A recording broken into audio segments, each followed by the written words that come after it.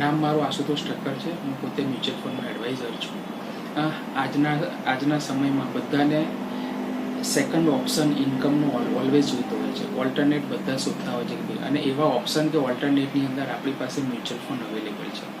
જો મ્યુચ્યુઅલ ફંડમાં ઇન્વેસ્ટમેન્ટ કરો તો તમને ઇન્કમનો એક સોર્સ બીજો અથવા તો નવો એક તમને ઇન્કમ ઊભી કરવાની તક એની અંદર એ તમને મળી શકે છે.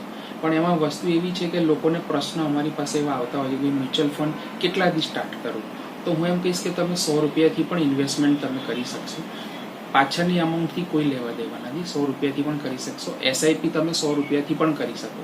તમે તમારે એમ કહો કે ભાઈ મારે આજના આખા મહિનાના 100-200 રૂપિયા જ વધે છે, તો એવી રીતના પણ તમે એસઆઈપી કરી શકશો. અને 100-200 રૂપિયા તમને લાંબા ગાળે લાંબા વર્ષો પછી કેટલી અમાઉન્ટ બની જશે ને એ તમે વિચાર્યું પણ નહીં હોય.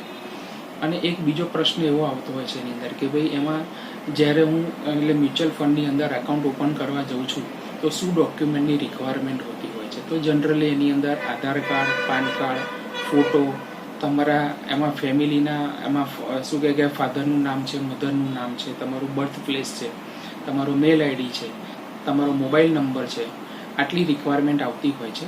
એ કેવાયસીનું ફોર્મ ભર્યા પછી એની અંદર તમારે એ બેંકમાં મેન્ડેટ આપવામાં આવે છે કે જેનાથી તમારી એસઆઈપી ચાલુ થઈ જશે. તો આ ડોક્યુમેન્ટની સાથે તમે ફોર્મ ભરીને એમાં કેવાયસી આપશો અને કેવાયસીની જોડે તમારું બેંકનું મેન્ડેટ આપશો તો તમારું એસઆઈપી ચાલુ થઈ જશે અને લાંબા ગાળે ફંડ તમારું મોટું બની જશે.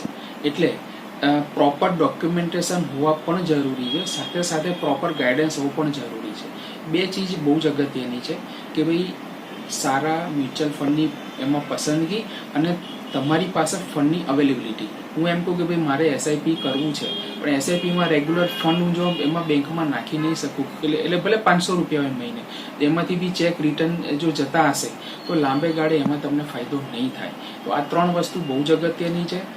સારું ગાઈડન્સ, એમાં મ્યુચ્યુઅલ ફંડની પસંદગી અને તમારા જોડે બેંકમાં ફંડની અવેલેબિલિટી. Thank you.